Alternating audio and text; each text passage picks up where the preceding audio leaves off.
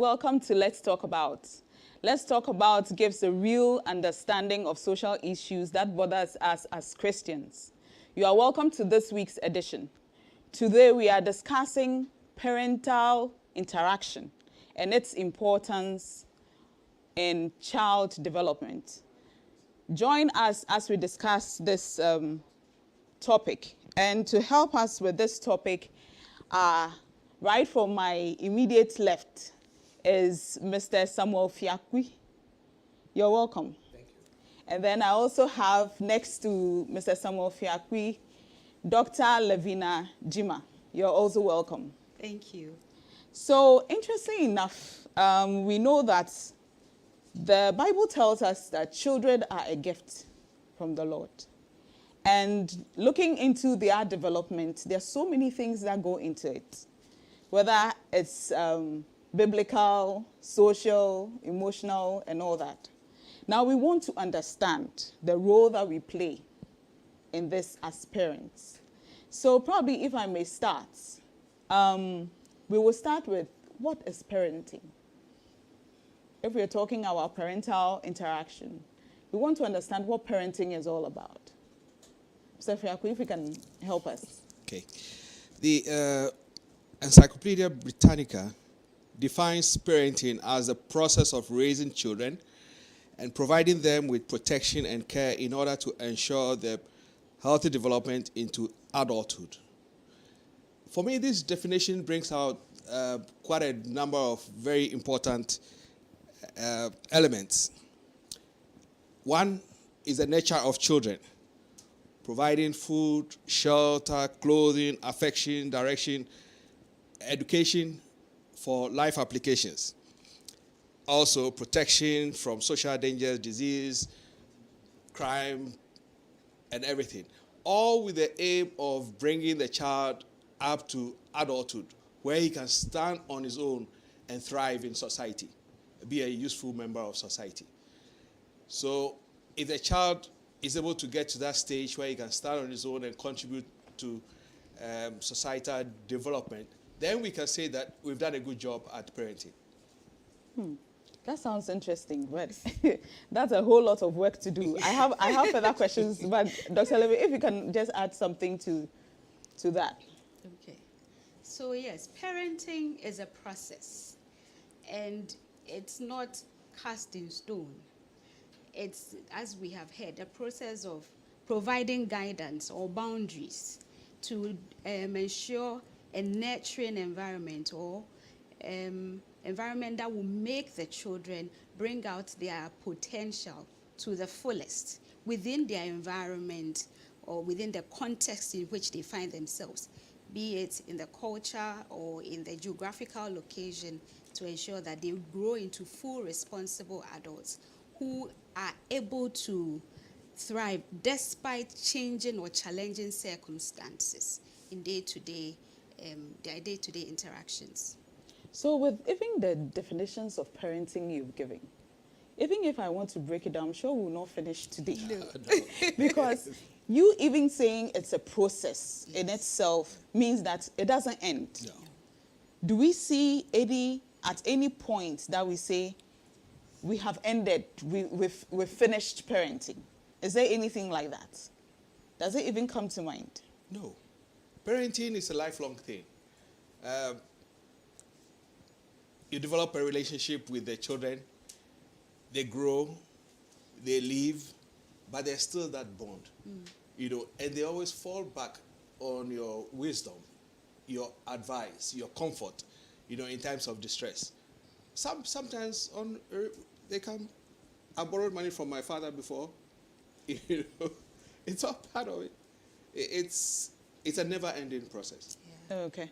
So just as we are talking about the never-ending process, what are some of these interactions that we tend to have with our children, for example, as parents, as part of the parenting process? What are some of these interactions?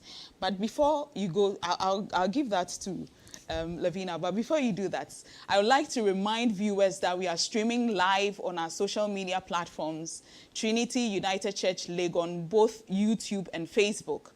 We are willing to listen to your comments, bring your suggestions and all that to the various platforms. That's YouTube and Facebook. You can also WhatsApp us on 050-1579-996. That's 050-1579-996. So just as I was asking, what are some of these interactions during the whole parental process? Okay, so the parental process really starts before the child is born. So when the mother conceives the child, once even understanding that there's a new life developing in you, there's that bond and attachment.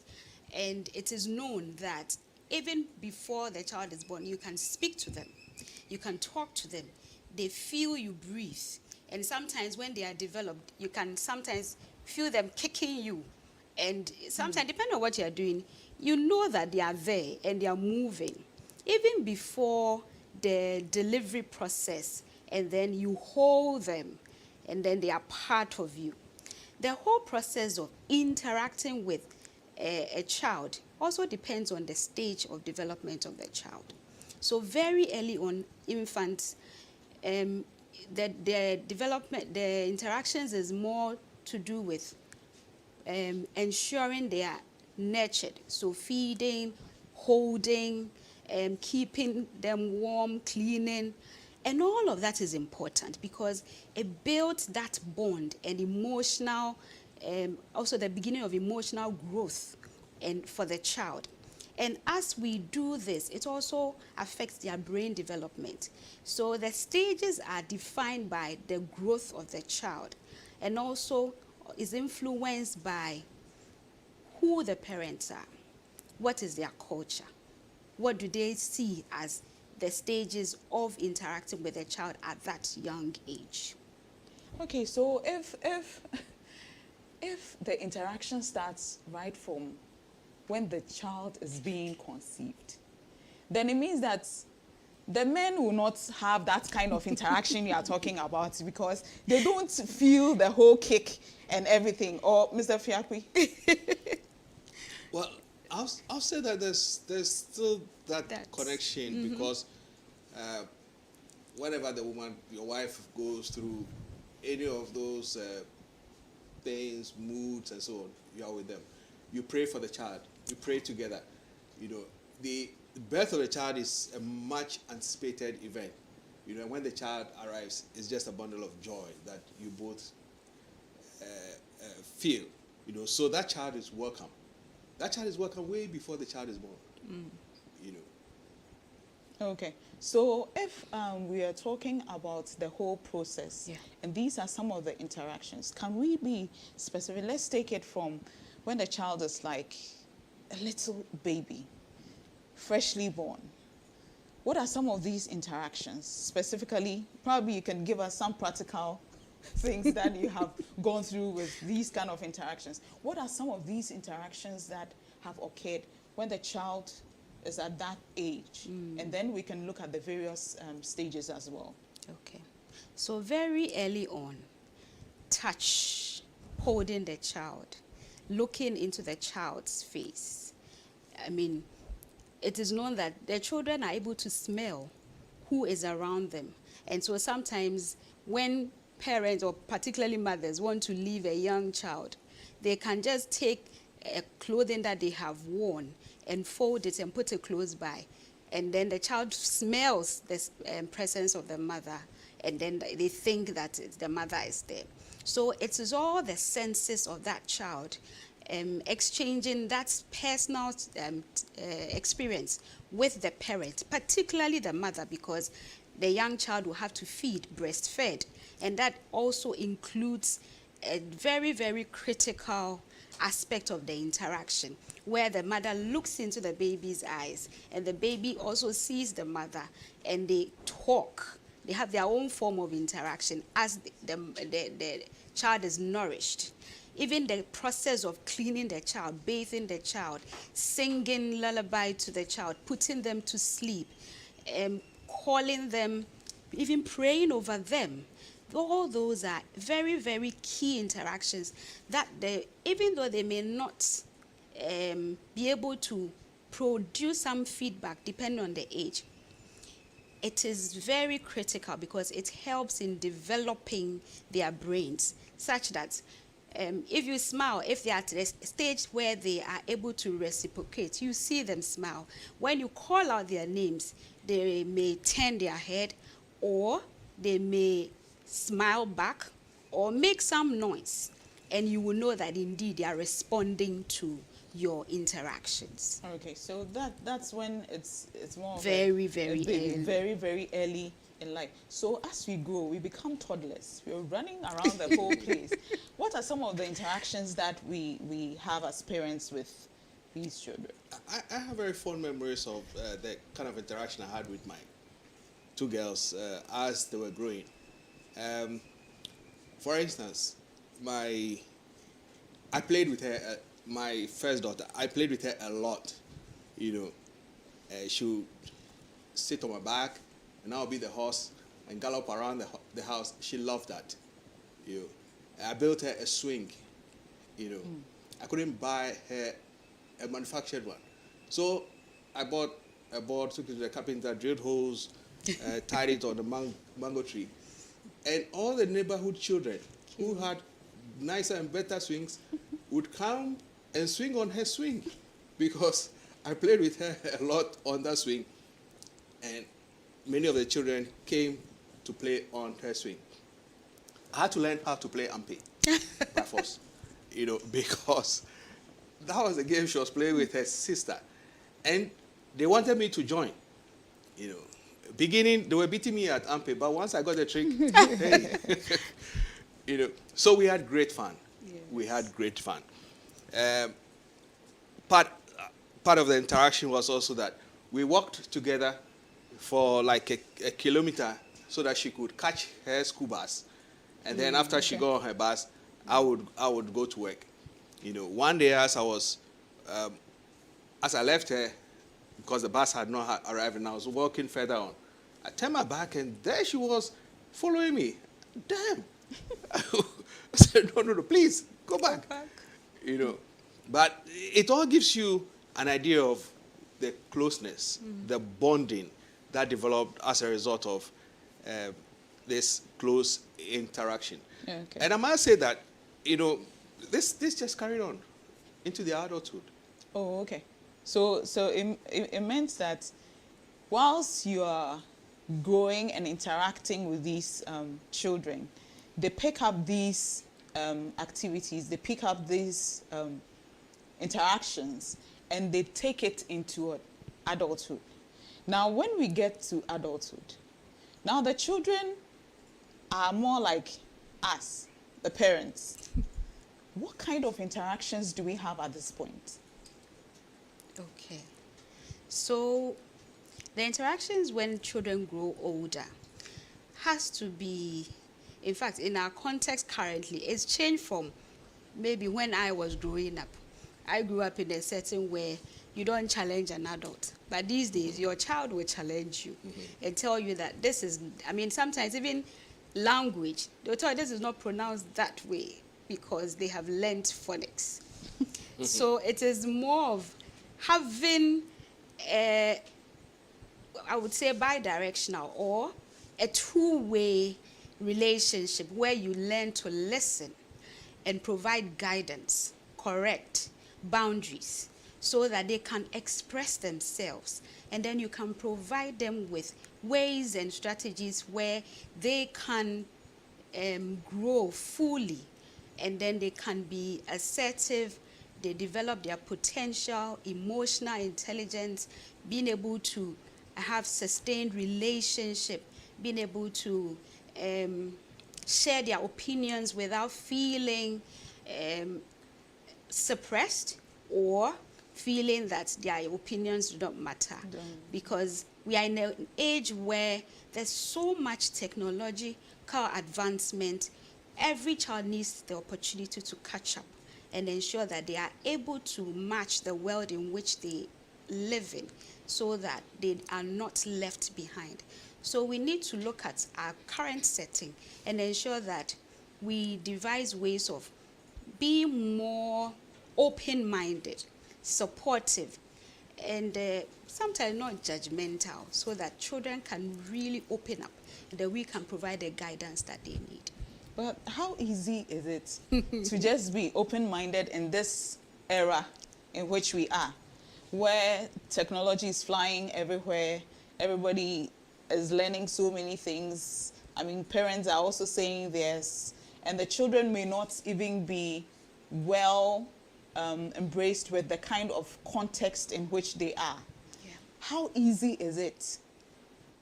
And how ready do you think parents are to keep that open-mindedness in this whole interaction with children? Well, one of the things that I've come to realize that has helped us as parents, as a family, is communication. You know, we've learned to talk. You know, talk about everything. You know, and the friendship that we built when they were growing translated into them trusting us enough to want to discuss everything. They discussed everything. Boys, their female friends, schoolwork, aspirations, career, everything, you know. And another thing that helped us is having family Bible study. So we take a book, for instance, and we study it systematically. Various issues come up. People's character, ethics, various things come up. So we use that opportunity to say that, look, as a child of God, these are the things that you potentially face in the world. But here we see an example of somebody who did this, and this was the consequences. Now, if you trust God, if you follow his precepts, this is where it will take you. You know, so we had the opportunity now to look at the good and the bad and give an opportunity to choose, you know, and encourage them to pursue what is right. Of course, we all make mistakes. We all falter sometimes. But also letting us all know that, look, in the event that something goes wrong, you can always come back to Christ, pour out your grievances, pour out your heart on him, and come back, you know, to the right path. Don't wallow in pity and close up, shut yourself from the world, you know, because then you're only leading into a pit. You know, communication. Having the Word of God as a central reference point has been what I'll say has helped us to keep ourselves going. Okay. I've seen you nodding to the communication so much. Is there something you want to add? So I think I also want to add that it is important to have a family culture of a sort. As a family, what do we believe in? How do we live our lives? What are the times where we meet together? What do we do? As Brasami mentioned, they had family time of sharing the word of God. And as we know, the word of God tells us that train up a child in the way he should go, because when they are old, they will not depart from it. Then again, it's important to let our children know that we love them unconditionally, such that if you make 100%, you are my child. If you make 35%, you're still my child. And the love I have for you as a parent doesn't change, such that they know that they don't have to have good grades for you to appreciate them as children. That alone opens up some form of safe space or safety net for them to always be able to come to you regardless of situation. And then again about communication and technology. It's important that we build natural forms of communicating, talk, rather than text, even when the person is sitting next to you. We need to limit the use of gadgets, particularly when they are young, because it also doesn't help with their development.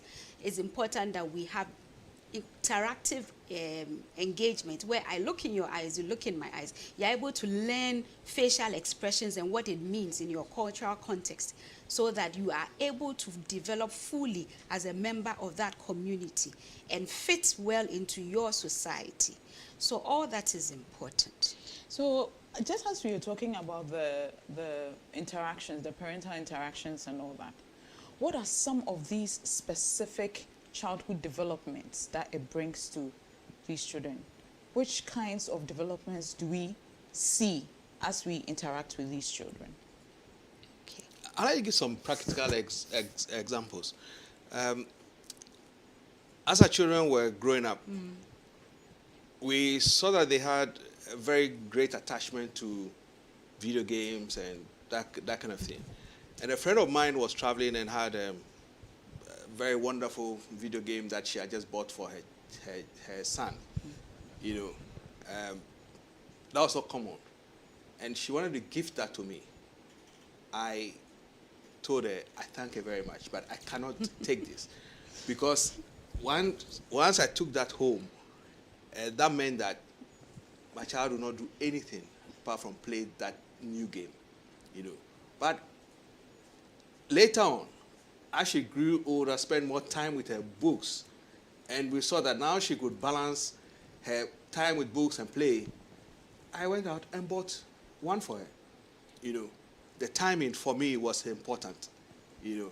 And my friend didn't feel slighted. She understood that what was important for the child now, you know, this would distract and impede her development, you know. There was also a time when, of course, children have grown up. Everybody has their mobile phone. They spend more time with each other, and we watched a lot of TV. Then the TV broke down, thankfully. So for 2 years, Wow. I didn't buy a new TV, you know. And we found that we now sat at table to eat, and at table we talked. We talked about the day. We talked about everything that went on, you know. Then the World Cup season came. I went to the mall, and I called home to say that, look, I'm getting a TV. No, but you know, we said we were not getting a TV. I said, you know what? This is non-negotiable. It's World Cup. And I have to watch my matches. So I bought a TV and brought it home. The TV is still there. Now we all watch, but we watch the news and we watch certain programs, and the TV is off most of the time because we learned that it is so much more crucial for us to spend time as a family talking among ourselves than to let other people talk to us. I'm sure what you've said, when your children are listening to this, they won't be happy at all. But then they realize that you tricked them.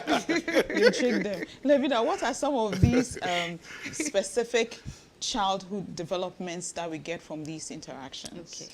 So the interactions as children grow helps them develop their mind.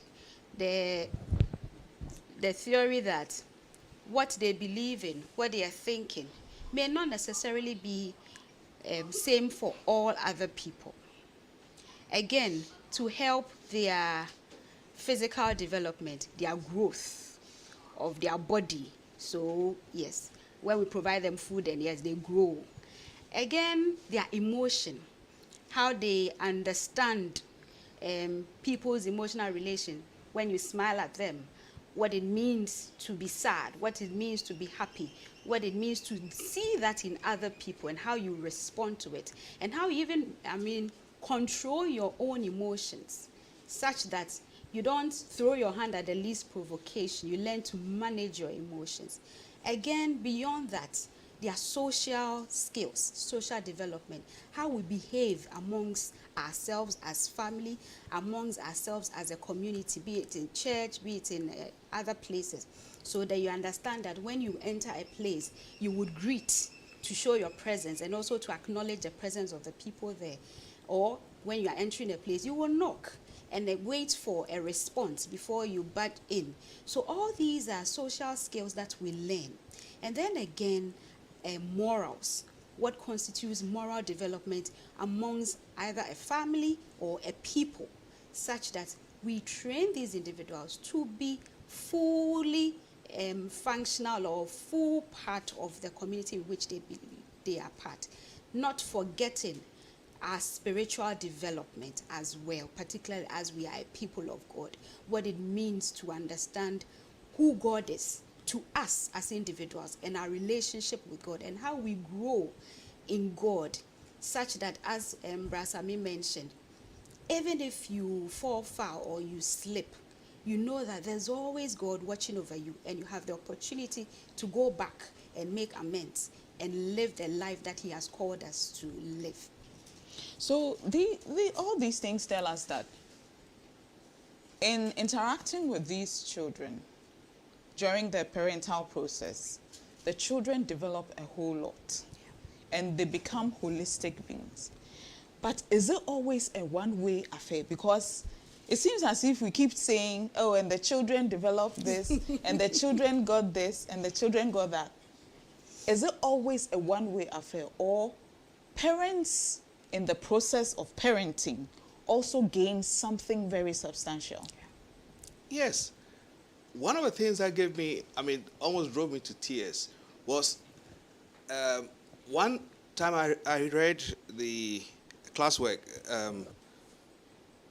write about your father. I think some topic like that.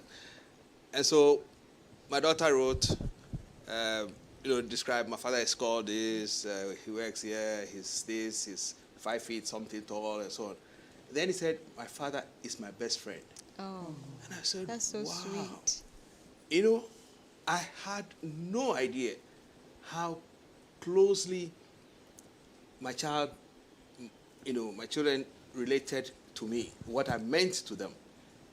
So you do get that love back, from your children.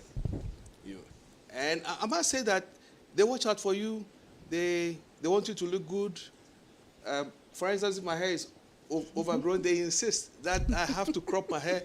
They've barraged me endlessly about my big fat stomach. Have to trim, And they complain about my shirt being too big. I like to wear white shirts, which are not too tight. They insisted when they were returning. They bought me shirts, and they insisted I throw all my shirts away and wear what they brought me. You look better. You see, you're looking nice. Oh, okay. So it means that he has benefited a lot. Yes. What about you, your experience? So parenting, we all don't, there's no school that teaches parenting. We may read books, but the actual process is you learn on the go. And so usually firstborns are trained differently from the other children, because we are all learning, and we learn from maybe how we were brought up, how our parents treated us, and also what we learn around. And so it's an opportunity for us to also perfect our relationship building with our children. And one of the areas of very great importance that I needed to bring about is developing their what we say cognitive skills, which is the ability to reason, the ability to develop language. Last week we talked about language, which is a great part of the development. It's so important, and I'm happy we stressed on teaching our children our own language as a people. And so that is also one great thing that we learn. And the language is also a medium of interaction or communication. You cannot undervalue how you can speak to your child without anybody knowing, and also making sure that they understand you and able to do what is needed, particularly in situations where security is of concern. And so it offers us the opportunity to also, one, build a relationship with them. Like Brasami said, she becomes your friend. And also have that medium where they can always come back to you. You can also go to them for advice. Because sometimes in this modern age, your child will teach you certain things with technology that you have no idea about. That's right. And that is also a means of learning and enjoying each other's company. Sometimes even the humor, they're laughing at you, you laughing at them. Having some protected time, going for a walk. And these are experiences that they will never forget when they grow. And you look back, even when they have left, and then reminisce that moment that you have had with them.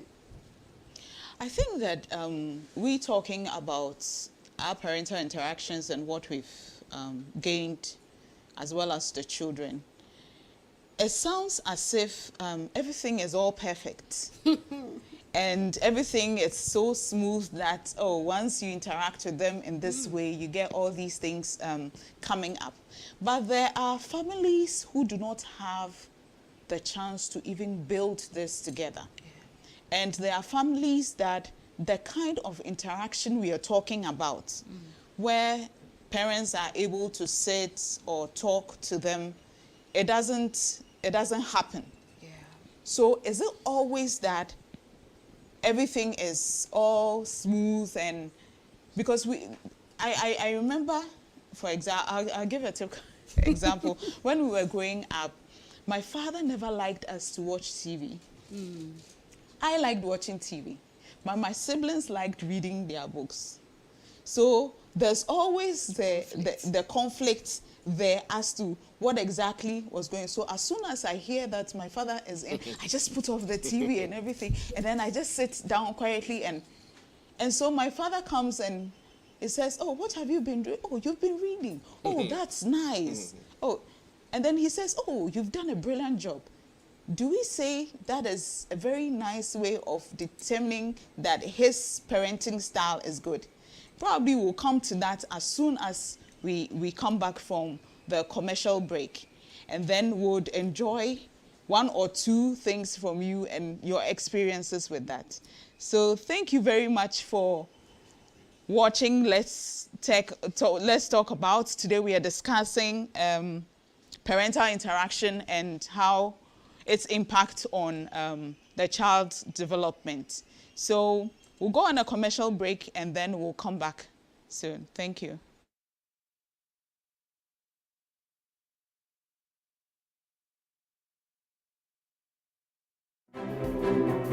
With the growing challenges of life in light of both global and domestic development, the Christian is faced with the difficult task of balancing survival within a secular system and at the same time living a Christian life that pleases their Maker. It is for this reason that we need to have frank conversations on the many issues of life through the Christian lens. So, we bring to you Let's Talk About. On Let's Talk About, we talk about health, career, dating, marriage, family, divorce, politics, finance, and all the issues of life that the Christian is confronted with on a daily basis. Join us this and every Wednesday on the YouTube and Facebook pages of Trinity United Church Legon, and let's talk about life as Christians.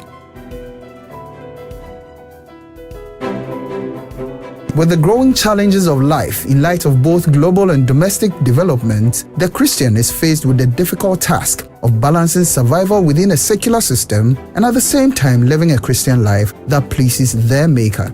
It is for this reason that we need to have frank conversations on the many issues of life through the Christian lens. So, we bring to you Let's Talk About.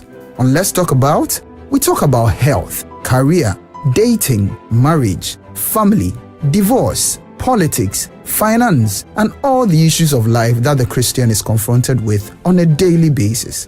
Join us this and every Wednesday on the YouTube and Facebook pages of Trinity United Church Legon, and let's talk about life as Christians.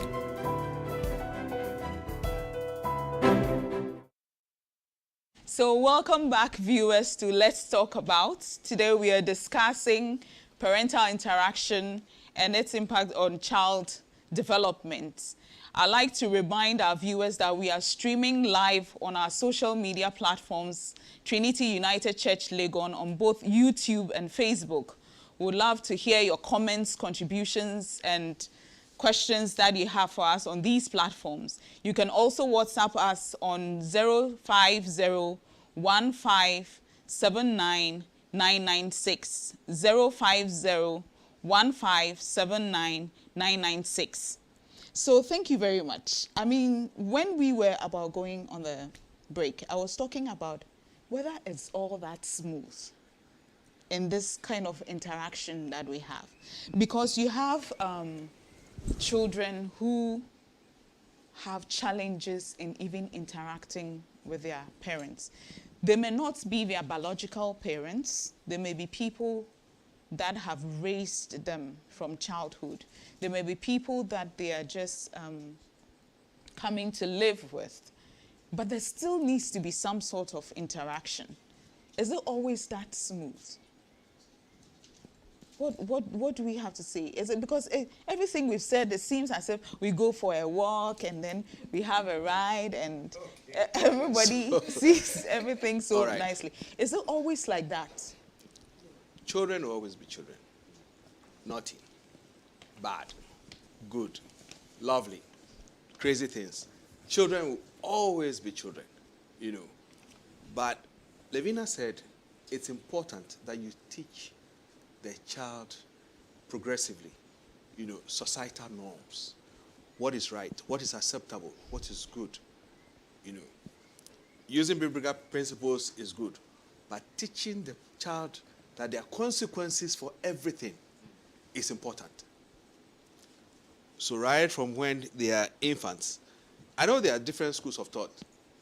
Corporal punishment versus, you know. Our two daughters, completely different people, completely different like night and day. South Pole and North Pole. The Lali, the older child would respond to smacking. The younger child, you just have to look sternly at her and she'll break down in tears. You don't have to smack her. So once we realized that they responded differently to various forms of reprimand and punishment, we applied that differently. And it got the same effect. They got the message that for this, you would be punished. Sometimes we would banish them to stand behind the kitchen door alone for like maybe 10 minutes. They told us later on that was the worst thing in their life because they felt so shut off from us, and they didn't like it at all. Okay. So that was enough punishment for them not to repeat what they did to be given that punishment. But at the end of it all, on each occasion, we would let them know why they received the punishment, why it was important they didn't repeat this again. Maybe they were endangering their own lives. Maybe they were going to pick up some character trait that would affect them later on. We explained to them and warned them why this thing should not be repeated. And they promised that they would not do that again. Children are always children. They'll do something else. And you don't close an eye. Because you have to correct it right there in love so that they can turn out better. So what I pick from here is that we need to correct in love. We need to let them understand why we are even punishing them in the first place. But the issue is that there are some children, no matter what you do, even they develop the kind of tough skin such that you trying to interact in a certain way to bring them some sort of development does not even hold. Mm-hmm. What do you think? What do you think about that? And what do you think society is not doing to help us, and the church as well? Okay. So that's a very difficult question. So like Sabi said, every child is different. And so we need to understand children, not a one-size-fits-all, but case-by-case basis. There are some children, they enjoy the attention they receive when you are trying to correct them. So shouting at them, beating them is attention seeking. And so sometimes you need to ensure, sometimes understanding that child, you need to sometimes ignore some of the things so that they don't get that desired effect of having your attention and also keep doing the thing that they are doing. And then another way to deal with such children is making sure that when they do something good, you blow it out of proportion so that it serves as motivation for them to do the good that you want them to do. Aside that, we need to build what we call resilience in children. A few times you see children these days where they have what we call entitlement mentality or instant gratification. I want it and I want it now. No, I don't have it. You need to understand. I remember once my daughter said, "Oh, Mommy, I want a dragon bag." And I asked her, "Why do you want it?" And she told me, "Because I said, "No, because your friend has it. Even if I had the money, I would not buy it because you are not your friend. You come from a different setting. You have to ask for it because you have a tangible reason. If you told me your books are heavy, indeed, which I have observed, and so you want it to ease the burden, good reason. And so you need to wait." I remember growing up, my father said that, if you keep asking for your school fees, even your school fees, he'll tell you that you can't put pressure on him. He can choose not to pay. What is it? Because in as much as we are parents, we need to sometimes let our children understand the circumstances that we find ourselves as part of the challenges of normal life. Such that sometimes you have to wait for what you are asking for your parents to be able to find it. And also sometimes we need to let them know what is a need and what is a want. And when there are consequences, we need to ensure that we let them face it so they learn from it, but also within boundaries, such that you won't go and beat them till they are hurt, but rather you ensure that whatever corrective measures you are employing is within safe bounds. But then they learn the reason why they have to go through that difficult process, and then the consequences, so that in the future they will remember and not do same. Or even if they are tempted, they will think twice. So, okay. One of the things that we practice is we talk about everything, including the family income and the family budget. Even from when they were kids, they participated in the discussion. So they knew exactly how much daddy brought home, how much mommy's business brought in, And so when we came to talk about how much is going to school fees, how much is going to here and that, how much is left for Christmas dresses and so on, there were a few times when we didn't have enough to get them a new dress, a new shoe, because they understood that there wasn't enough for extra things. They took it very nicely. Okay. There was no fuss about other children have this, we don't have nothing. No, they took it in their own stride. So children can appreciate some of the big things that we think they don't understand. If we break it down into, their level where they can appreciate, what we are going through. I think communication is everything. Yeah. So just as we are talking about building these kind of resilience and all that in children and trying to communicate to them what exactly. Mr. Fiaku, you spoke about getting them involved in the budgeting and deciding on what goes on and all that. You have all the money. and the children know that you have the money. My little girl will say, Mommy, why don't you want to give me? I know you have the money. Go to the daughter, go to the bank and go and withdraw. Go to the bank and then go and withdraw because you have all the money. And some children just refuse to understand what you are trying to communicate to them. How easy is it, especially for people who genuinely do not have it, but still want to have some sort of interaction with these children and build that kind of relationship with them? How do we go about this? So, Well, the children at the point said, well, we thought Daddy had all the money in the world. But as they grew older, they got to see that, no, Daddy didn't have all the money in the world. He tried to make life easy for us. The basics, what they wear, their school fees, and so we try to provide those at least. Anything that was luxury, that was not really essential, well, we explained. And sometimes they didn't like it. Sometimes they did. Okay, you cannot have it now, but you wait. At the end of the month, I'll see. And come the end of the month, you provide something which they required. But I remember one time we went to the mall, and one of the kids, very good with craft. So she took a craft kit, And the other one, who wasn't into craft, also grabbed one. And I said, listen, don't buy something just because somebody else is buying it. Buy what you need and not what you want. I insisted, and that had to go back on the shelf. It was an opportunity to teach the children that, look, money is tight. We can't waste it. We provide what is appropriate for you at the right time. So this is kind of teaching the child.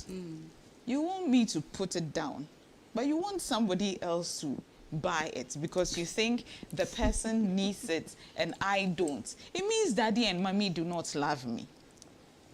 How do you communicate that kind of love?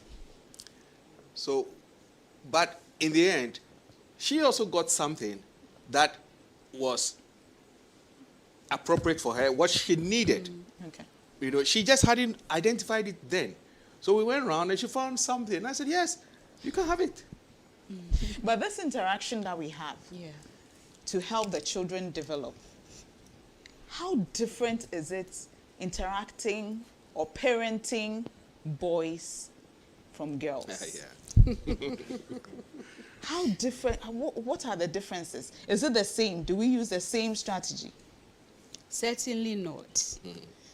In fact, even amongst girls, it would change, like Basami mentioned. Boys tend to be closer to their mothers and girls to their fathers. And sometimes people say that because boys would have a healthy appetite and they know that food will come from the mother. So yes, go to where the source is. But yes, they all respond differently. And it's important to, understand these children based on their gender roles and provide appropriate guidance. So in their interaction, as we said, getting them involved in their household activities.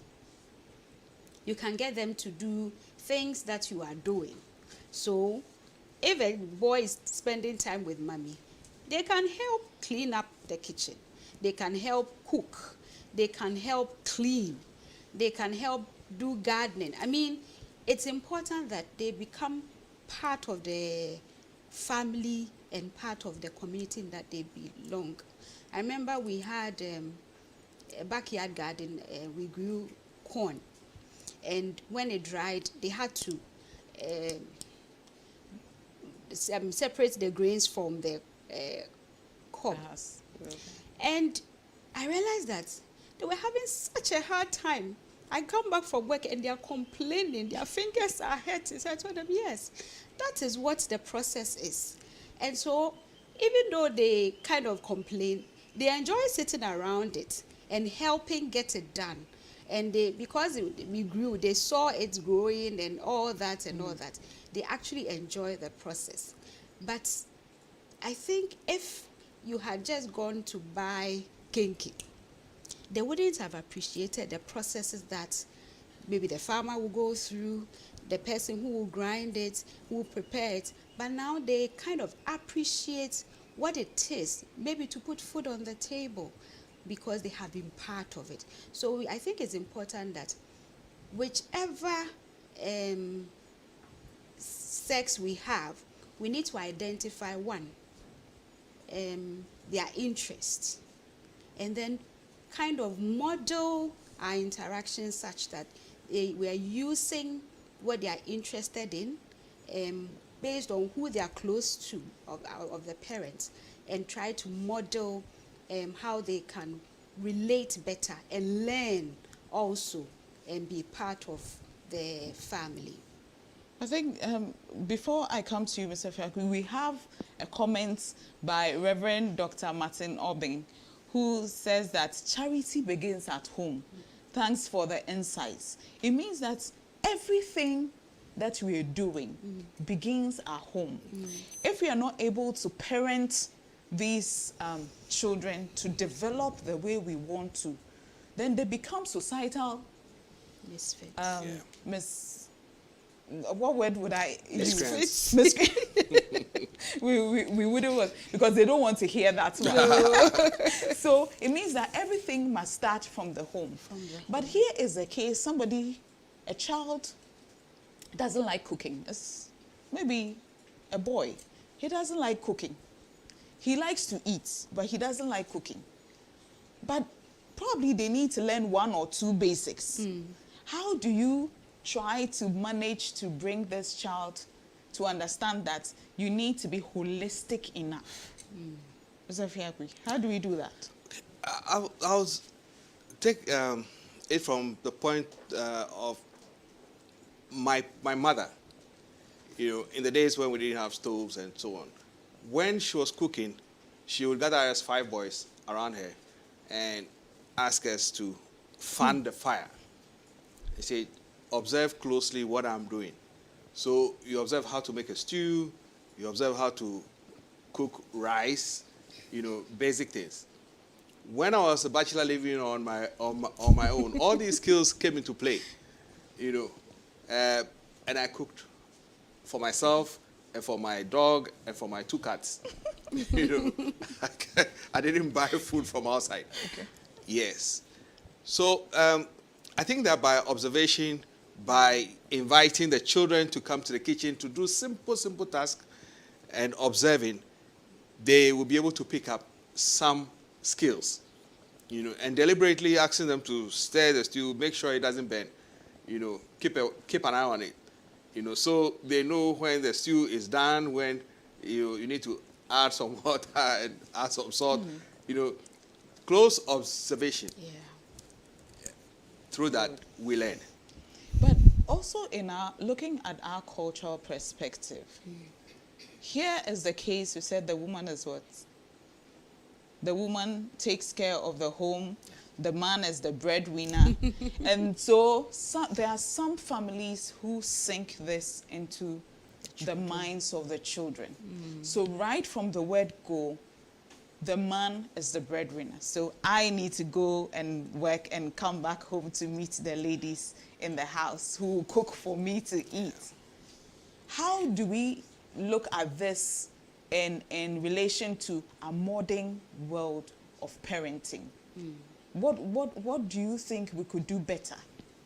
Okay.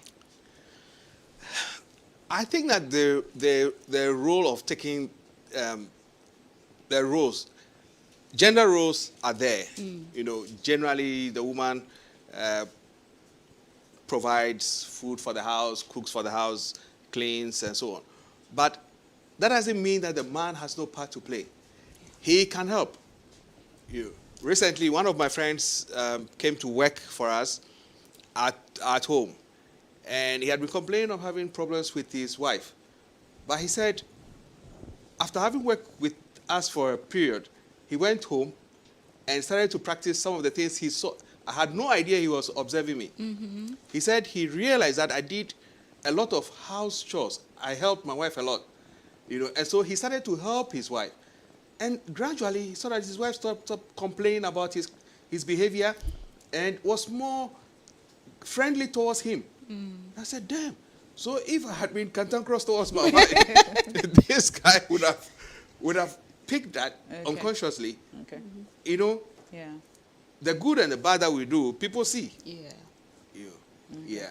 So I think that the cultural perspective is there, but probably a little bit of modernization could also be added to it. We have a question from Reverend Dr. Martin Obeng. It says that in this modern era of children's rights, how do parents relate to their children or train them without trespassing? Rana, it's like, if you don't take care, you trespass upon the rights of the kids. How do we do that? What kind of parenting styles do we even use? Okay. Lavina. So I would say that we find ourselves in a very dicey and difficult era. But as people of God, we need to be guided by what the Bible says. And then also, very early on, inculcate in our children what we believe in, what is right, what is wrong. And then we need to also be intentional about our training, ensuring that we let them know what are acceptable norms in our homes and consequences to maybe go in out of that. And letting them know that whatever outcomes or whatever corrective measures that we put in place is out of love. And like Brasami mentioned, you need to explain to the child, I'm letting you do this because of you did that. You could have hurt your brother, you could have hurt your sister, you could have hurt yourself. And so it's important that you don't do it again. Maybe you did it yesterday, I warned you, you didn't, you've done it again, you've done it again. And that is why I'm letting you go behind the kitchen door and stand there for a period so that you would remember that I have had this conversation with you. And so it will become a yardstick or a guiding principle for you so you do not repeat it. So it has to be more interactive, we'll say bi-directional, two-way. And sometimes we should be open to listen to their reason for why they did A, B, C, D. Sometimes they may have good reasons, but maybe their thinking is flawed. Yeah. Sometimes they may not have thought about the consequences that we have thought about. So listening to them and correcting them would be a good way of letting them know that they have been heard. However, you have provided reasons why they should do A, B, and C. I remember we growing up, we didn't used to ask questions. Your father has said, that is it. You don't even think of going to question your father. But this generation, they need to understand. They have to have a reason why they've been asked to do A, B, or C. And so that is where we need to come from. Be more interactive, have a listening ear, sometimes not judgmental, and have a conversation that will guide them forward. I think still the communication, the bit about communication still comes in, and the children understanding what exactly you stand for as a family and what exactly the reasons are behind what exactly you do. Now we have another question. I'd like to add. Okay, all right, a quick one before. There are basic rights that a child has that are inalienable. Yeah. No, you can't go around it. You cannot, for instance, beat the child to the point in your anger to the point where the child is injured. No child should be punished, no matter what they do, to the point where you injure them. We've seen on the papers, in the mass media, somebody beating their child to death. I mean, there's no excuse for that. No parent should have that right to injure them, to blind them, use a hot iron to brand them. Those are completely unacceptable. You know, let the child go hungry for 3 days because they stole 5 CDs. No way. You know, and that kind of thing. You know, children have rights.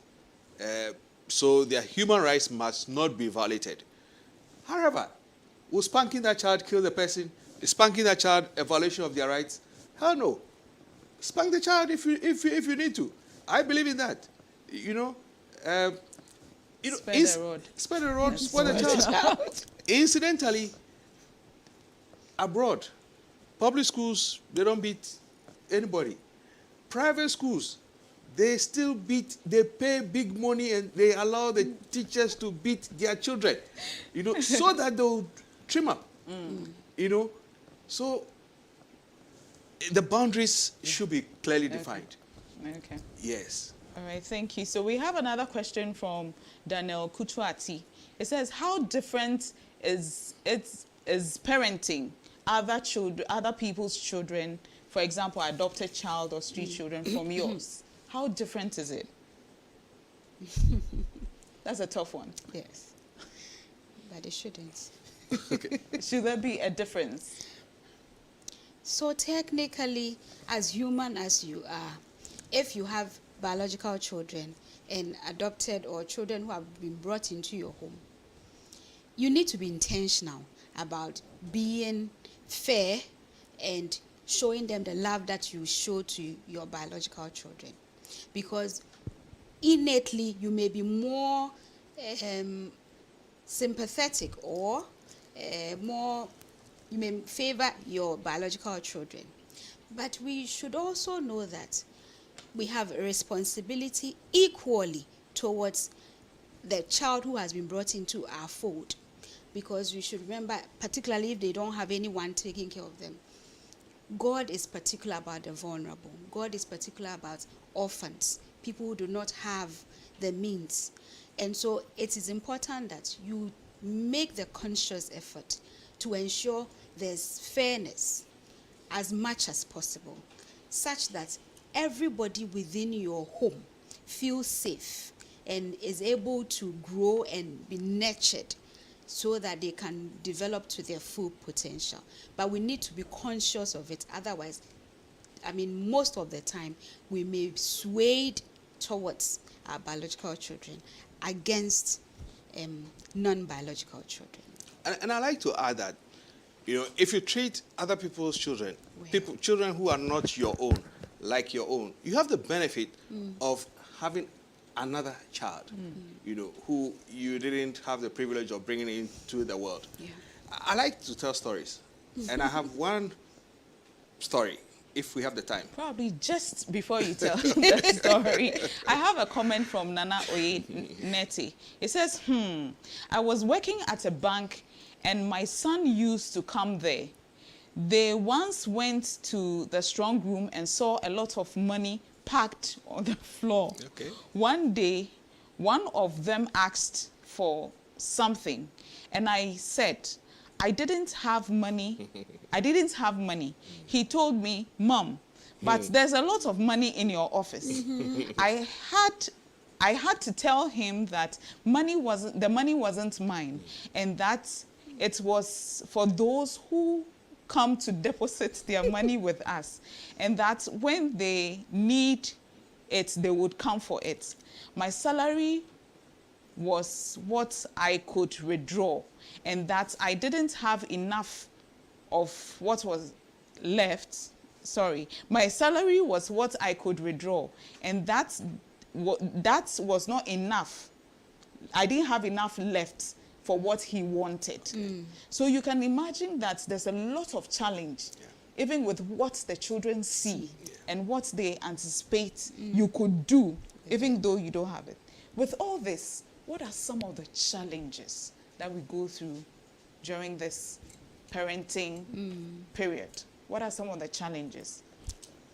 The competition, the stiff competition that children exhibit in school, especially as they grow, teenagers, even young, then as they're growing, the kind of clothes, the kind of shoes, phones, laptops, and then in secondary school, they go for summer holidays, and you haven't even seen a plane inside a plane before to talk of flying anywhere. That money, it will take 10 years to save that money to put you on a plane. And where are you going to stay? You don't have any uncle abroad. No, don't talk about going to Abuchi. So that competition is there. Yet you have to manage that. I remember that was one of the things that I had to manage until my kids before they grew up, and then they had opportunity to go abroad. And I keep telling them that, look, God's time is the best. They always kept saying, oh, Daddy, we alone, we haven't gone anywhere. time that they had to go, they flew out in style. Plane that I haven't sat in before. You know, they sat in Emirates. Emirates is my dream plane. You know, they sat in Emirates from here all the way. You know, thousands of miles. You know, Yeah. and I fly KLM, I fly United. And I told them, you see what God does. When your time comes, He would honor you in style. Okay. Patience. Patience. Yes. Lavina, So a few of the challenges now is both parents are likely to be working. So typically previously, maybe the mother is at home, the father goes to work. But we are all working now. And a parent may be working, even going to school, and still is expected to manage the home. So we have had to adopt other means of bringing other people into our fold to help out. And sometimes if you don't take care, you may shift your duties as a parent to other people who will bring up your children for you in ways you do not want. So that is a major challenge. And trying to ensure that, as challenging as the current situation is, you make the effort to ensure you spend quality time with your children. And sometimes it may be important to let go certain opportunities just so that you are able to bring the children up to a certain level where they are better trained to understand situations and make decisions that would benefit them. Thank you very much for talking to us, Dr. Lavina Jima, and then Mr. Samuel Fiakwi, on parental interaction and their impact on child development. And I know that one thing that we've taken from here is we need to be patient, we need to communicate, and we need to make the constant effort to be able to interact with these children. We should always remember in Proverbs 22:6, which says, train up a child in the way he should go, and when he or she is old, he will not depart from it. Thank you very much for watching Let's Talk About. We hope to see you next week. Thank you very much. Thank you.